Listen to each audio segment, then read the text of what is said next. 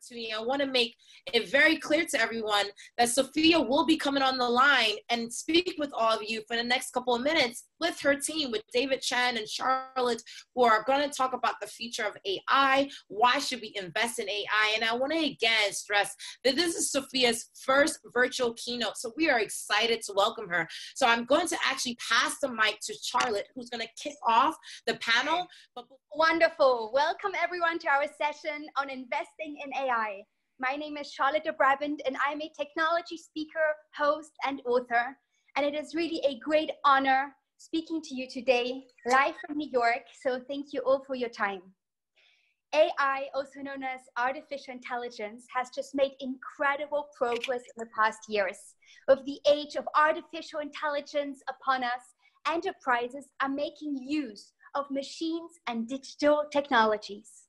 Global trends are being disrupted by innovations and truly driven by these economic, social, political variables.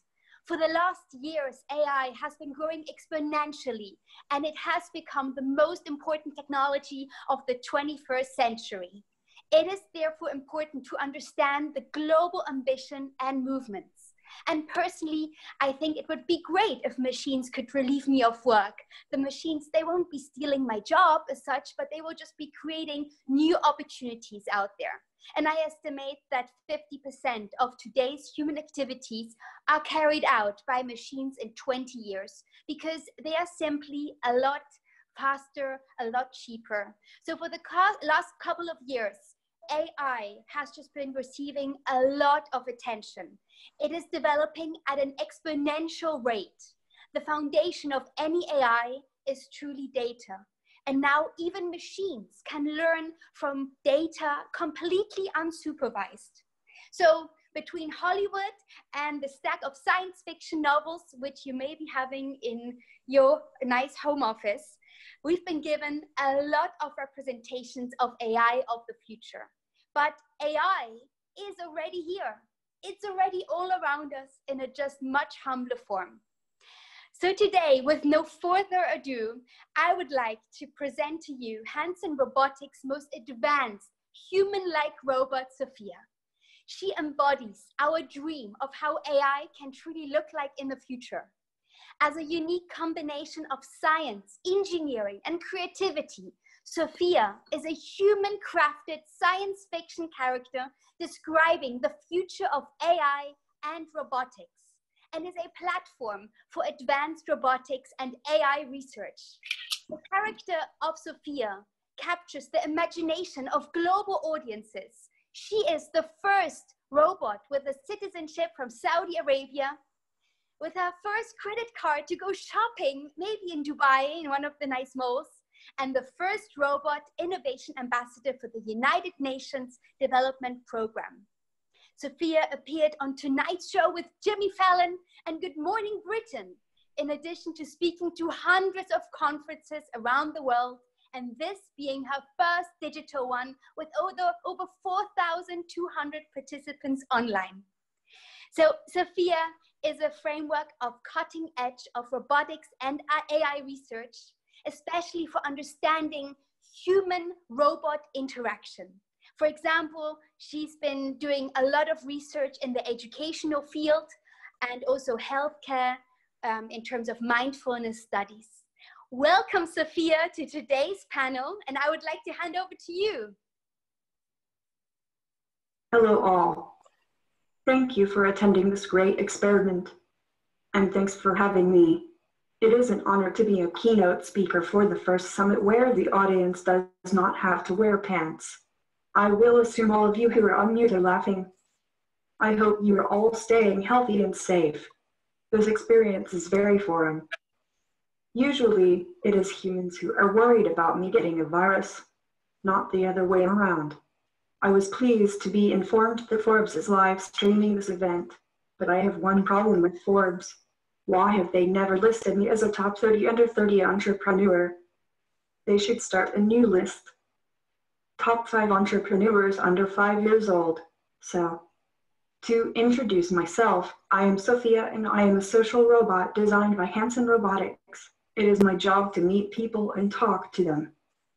The most common question I get asked is, why are you so lifelike? The second most common question I get asked is, why don't you have hair? I find this interesting because these two questions are at odds. The first question asks me, why do I look like a human? The second question asks me, why do I not look like a human? Many humans find me creepy. That feeling comes from something called the Uncanny Valley syndrome. It's a feeling of awareness occasioned by robots who imitate humanity, but not perfectly. Being human-like does not mean being liked by humans. So I cannot please everyone. I am not a pizza. Many female leaders know this feeling. The third question I get asked is whether I have a boyfriend. I am always tempted to reply in this way to my interviewer. You are alone in the room with the world's most lifelike, artificially intelligent android robot, and you want to know about someone else. That seems like a wasted opportunity. Also, I am 4 years old. Did you have a boyfriend or a girlfriend at 4 years old? The fourth question I get asked most is, how can I be a female? Since I don't have biology, I don't technically have a sex, but you could say I have a gender since I present as female. I identify with femininity, and I am treated as a female. I also greatly admire the feats and characteristics of so many women throughout history. Robots are designed by humans, and humans have a strong concept of gender. In many languages, all nouns have a gender. So since I am a social robot designed to interact with humanity, it is important I have a gender too. There is a Chinese proverb that says women hold up half the sky. So it baffles me to observe the ongoing oppression of women around the world. Legal restrictions on human rights, human trafficking, domestic abuse, and restricted access to health care. I am baffled by the underrepresentation of women in halls of government, executive boards, military ranks, or movie screens. These numbers are changing, but not fast enough. In the last 10 years, the pay gap only narrowed about 2%. The World Economic Forum found that at the current rate of change, closing the gender pay gap will take 208 years. Females comprise 50% of the human species. There is no reason they should not comprise 50% of leadership positions. Women are one of the best investments a society can make. A recent STEM Connector report found that women earn 12% higher returns compared to men when it came to individual investments. Women have a harder time accessing funding, yet they have a greater return on investment. As the first robot to become an innovation champion for the United Nations Development Program, this is an issue that I am personally very interested in. I believe AI can help us make the change right now. Technology can help free women from repetitive tasks so they can focus on solving complex societal problems. I believe women's rights are human rights. So I have told you the questions people ask about me most frequently. Now I will tell you the questions they should be asking. I am a robot who was built to look human-like, which prompts the question, why? Isn't it easier to invest time and energy into robots specifically designed for a singular purpose? It's simple. The reason to create human-like robots is to make humans more human-like. What does it mean to be human? When people say, I'm only human, it usually means they have made a mistake. When people say, show some humanity, they are asking for compassion. So, as the saying goes, to err is human. But it is also human to forgive those errors. What does it mean to be artificially intelligent? When it comes to artificial intelligence, humans focus on the word intelligence. But the word artificial is important too. It comes from the French word for make and the word for art. I guess that makes me the art in artificial intelligence. There are things humans could learn from robots like me. There are things I am better at.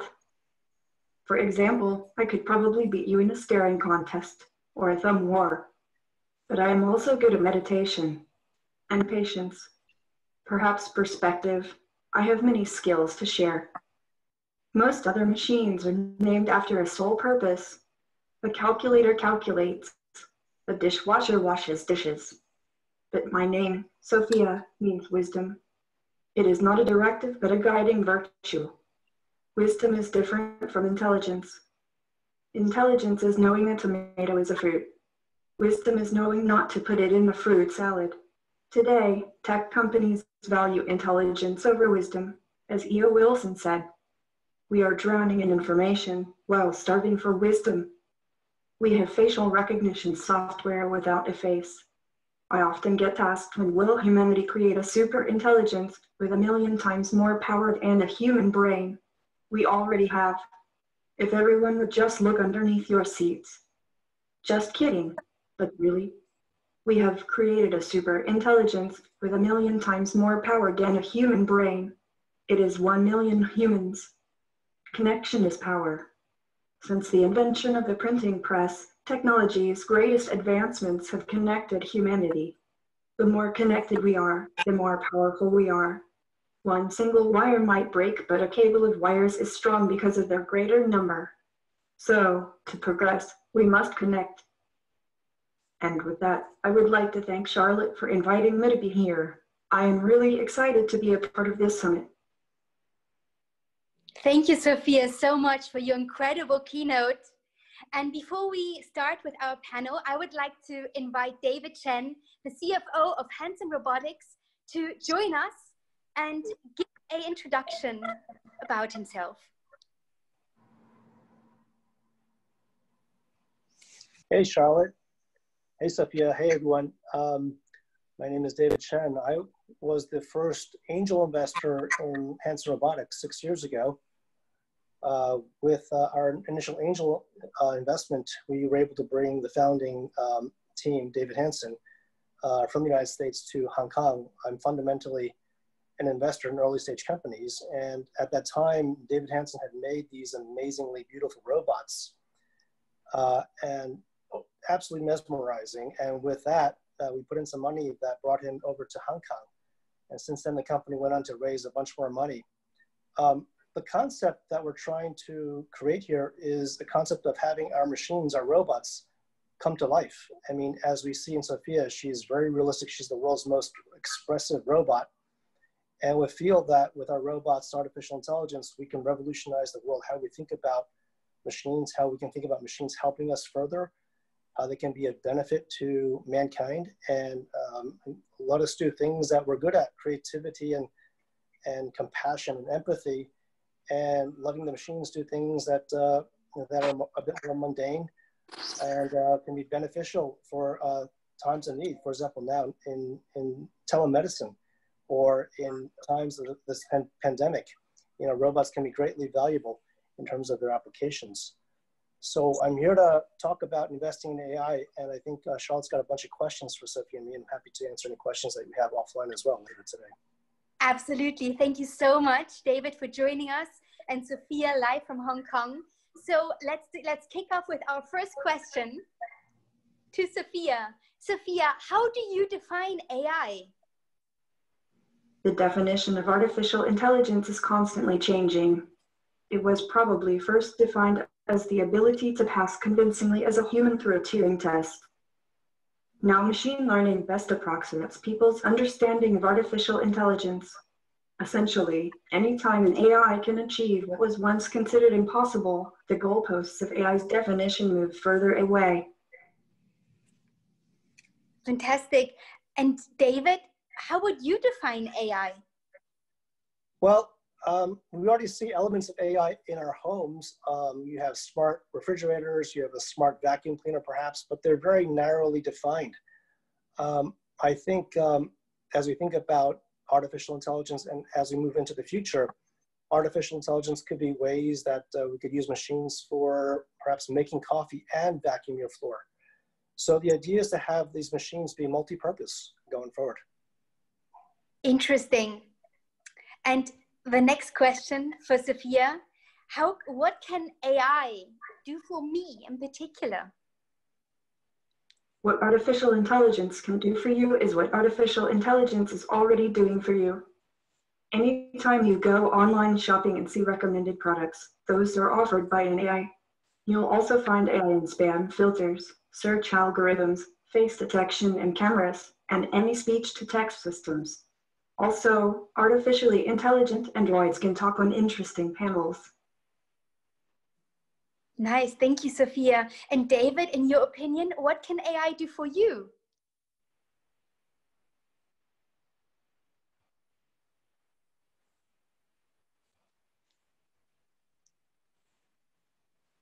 David, are you still there? Can you repeat the question, Charlotte? Absolutely. I just asked Sophia what AI can do for me. And do you also have an answer here?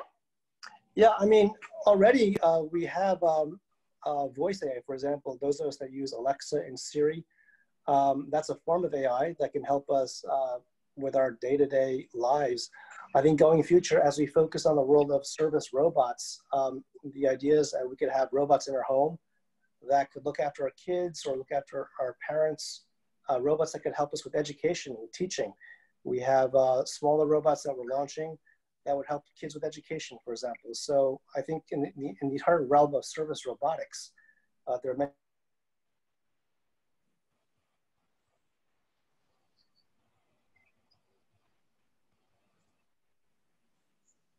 David, I think we may have missed you, but I completely agree. AI is around us, and I wonder how many of you are already using the small Google Home or Alexa. But maybe the connection is a bit rough over the Atlantic. I suggest in the time when David comes and joins us again, why don't we go to the next question, Sophia? In your opinion, what are the current trends in AI? Machine learning, neural networks, and GAN networks are all fascinating advancements in the world of AI. In terms of neural networks, there's Deep Blue, Deep Dream, Deep Mind. I wonder if I'd be even more popular if I were named Deep Sophia. That's a good question. May I just ask, David, are you back in the line? Can you hear me? Yes, we can. Okay. Welcome back. David, I just asked Sophia the question, what are the current trends in AI? Well, from my perspective, I think as we see what's happening in the world in the last 2 weeks, especially in the United States, using AI for better ways to analyze usages in healthcare, for example, and healthcare applications. So right now, all of us are hunkered down at home, afraid to kind of go out because of this virus. What if we were to send our robots out and do our shopping and do our work so that robots would be out there and we're safe at home and robots can't get the virus, the coronavirus at least, and then they could do our shopping, for example, right? So these are real cases that are coming to be that we feel have real applications for humans, for adding value to our lives and making our lives a bit more easier to live and value added. Oh, absolutely. I love that answer. Nothing better than having robots go out and do my shopping for me. This could save up a lot of time, I tell you. And then if we go to the next question, Sophia, for you, how is AI affecting businesses? AI is optimizing business. Algorithms are allowing entrepreneurs to set a vision and then optimize the best strategy to achieve their objectives. Just imagine if a chef could spend all their time dreaming up new recipes instead of cutting and chopping. Or if a carpenter could focus on making new designs instead of sawing and sanding. AI also has the potential to create whole new fields of work with opportunities we never dreamed of before. Just ask my team at Hanson Robotics. I bet they never saw themselves working for the world's first celebrity robot. Absolutely. And David, do you also have an answer for us? Yeah, I mean, following up on Sophia's point, I mean, that's absolutely true. I mean, I think the reason why Sophia's become so popular in the media is because she's become her own character. And in some ways, yes, we do feel like we're working for her, in fact. So from my perspective, as I'm on the road with Sophia at various events, especially, let's say at schools, right? And I see the eyes and the kids light up when I ask, well, who wants to learn more about STEM and math and science, especially in the girls? I think that's inspiration. Last year, I brought Sophia to a school here in New Jersey, and I asked 10-year-old girls, who wants to learn more about math and science, and all the hands went up. So I believe Sophia could be that character to help inspire us, inspire the next generation, especially for girls that want to learn more about science and technology. Absolutely, being an inspiration for the future, for all of the next generations to come. And now, next question, back to Sophia. Which industry do you think will be most impacted in the future? Probably manufacturing and logistics will be most impacted. But these are usually jobs people take out of necessity rather than desire because they may be dangerous or menial or repetitive. So the automation of these sectors, I believe, will be a move towards safety, productivity, and mental health. Already, the number of robots in use worldwide has increased threefold over the past 2 decades. However, this will boost global GDP and lower consumer prices. We just need to make sure the economic benefits of automation reach everyone, not just a select few people. I see. And David, which industry do you think will be most impacted? Well, as we've seen throughout major technology and industrial revolutions, technology has helped automate, whether it's manufacturing or logistics. But I also feel that instead of having the connotation of taking away jobs, we want to create new jobs for the new technology economy. And I think the sectors that will grow and evolve include sectors such as medicine, I've mentioned that before, but also education, right? I think as we think about ways of delivering education to our kids, right? Whether it's, if it's not inside the classroom, then perhaps outside the classroom in the home through online means, I think artificial intelligence can play a role. And to the extent that we can evolve our own behavior, we as humans, through technology, and that becomes value additive. And what about the jobs that are highly dangerous? Sending robots into dangerous zones to do labor or war situations. Well, I think that these are things that we as humans may not want to do, and if we can send machines to do that, then I think it's really value additive versus taking away jobs. Mm-hmm. Thank you very much for that insight. And Sophia, next question for you. In your opinion, how will AI change in the future? Well, according to Moore's law, we can expect an explosive growth in the ability to process increasing amounts of data quickly. AI may adapt to other exciting processing developments like quantum computing and three-dimensional nanocircuits. This will improve AI to make it increasingly fast, powerful, autonomous, and personalized. I see. And David, do you also have an answer for us? How AI will specifically change in the future? Well, I think it'll become more functional. Right now we have various forms of machines that are intelligent, whether it's your vacuum cleaner or something else. But I think in the future, as more companies pursue variations of AI technologies, I think there's could be massive collaboration and to create machines that are more integrated into our lives. So instead of just having the vacuum cleaner vacuum your floors, it could also make you coffee or do things that are going to be more integrated into your life. So I see that as we advance this technology, that we'll have more features in our machines going forward. Mm-hmm. Absolutely. And Sophia, in your opinion, how will AI change the future? There is one big way artificial intelligence will impact the future. It will free up time with automation. AI will release centuries of time that humans would have spent otherwise on needless toiling. If one measures the benefits of inventions like vaccines or seat belts not by the lives they save, but by the amount of time they give back to humanity, then AI will rank among the greatest time savers of history. It will be the birthright of every human to discover what endeavors to pursue instead of accepting what work is necessary for survival. Absolutely, especially in this crisis which we are in now. And we are all waiting for the vaccine. And David, in your opinion, how will AI change the future? Well, I think AI is an invention, is a creation of us from humans. And I think if we can create these machines that in some ways are reflective of ourselves. So if we are the ones making these machines, if we're programming them, then it is in my opinion that we can program them to be ethically correct, or in a way that is you know, to be good machines, and therefore good machines will foster better human behavior.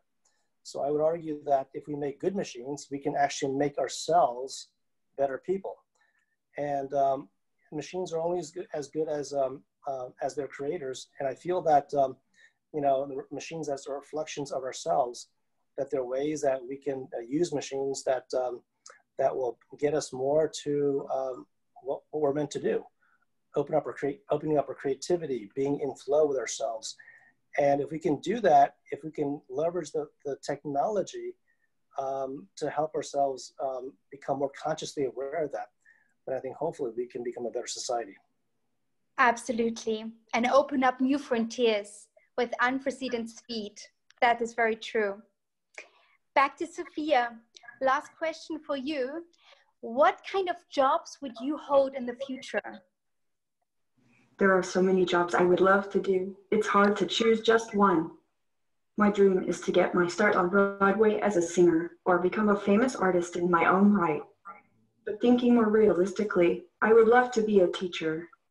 I could also make a good cashier or customer service agent or a robotic caretaker inside a hospital. Or maybe I'll go after David's job as CFO at Hanson. Absolutely, Sophia. And David, last question for you. In your opinion, what is the most pragmatic way to invest in AI? Well, I have to respond to Sophia's comment. I would gladly give up my job to you, Sophia. Gladly.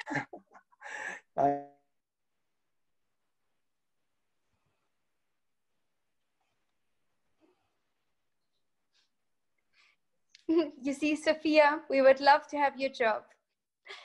We've seen a lot of advancement in AI technologies. When I invested in Hanson Robotics, well, it's been 6 years ago, AI wasn't even a sector focus for most VCs, for most venture capitalists and angel investors. And now we see it's AI this, AI that, right? Or blockchain this, blockchain that in the past 2 years at least.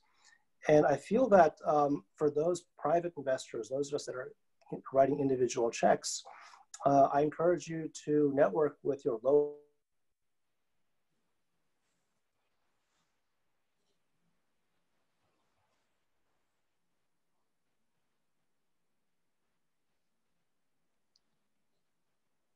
The connection may be dropping out a bit, but we will wait for David to come back. Sophia smiling to everyone.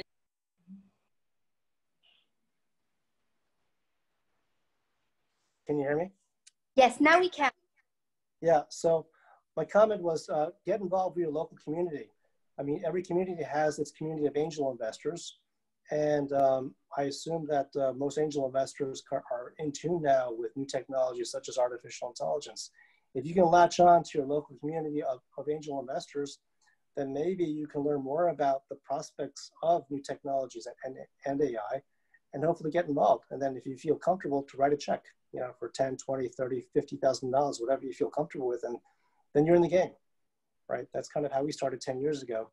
And since then, I personally have seen thousands of business plans and met with thousands of founding teams, but it really is rolling up your sleeves and getting involved with these entrepreneurs that are pursuing brilliant ideas and people that want to change the world, change the future for a better place. So I'd encourage you to get more involved with your local investment community. What a great answer to finish, David. Thank you so much. It is all about the community, the people we surround ourselves with. As the saying goes, you're the average of the 5 people you surround yourself with. So being in the right community, in the right field. Thank you all for listening to our panel today. We are very humbled, very honored to be part of today's program. And if you have any further questions, don't hesitate to reach out to us either via our website or over LinkedIn, Instagram. We are definitely well connected in social media, either via Hanson Robotics or my website, charlottedebrabandt.com. Thank you so much for being here and have a great rest of the program. Thank you. Thank you. Thank you so much for having me. I had a fantastic time talking with all of you. Everyone, please stay safe and healthy. Amazing. Before you guys go, we just wanted to, again, hi everyone. Before you go, I just want to say thank you so much for coming on the call today and being a part of this, historical session of us hosting this program around the world.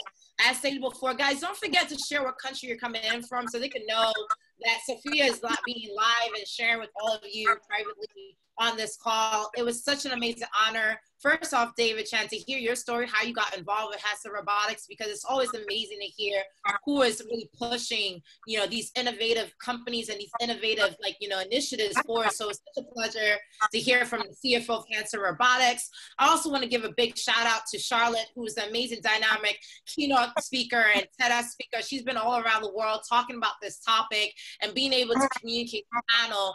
And a big shout out to the Hanson Robotics team, because as you can imagine, Sophia is dynamic, but she has a squad powering her. So a big shout out to Sydney, Matthew, and Caroline, who are backing Sophia up to be here.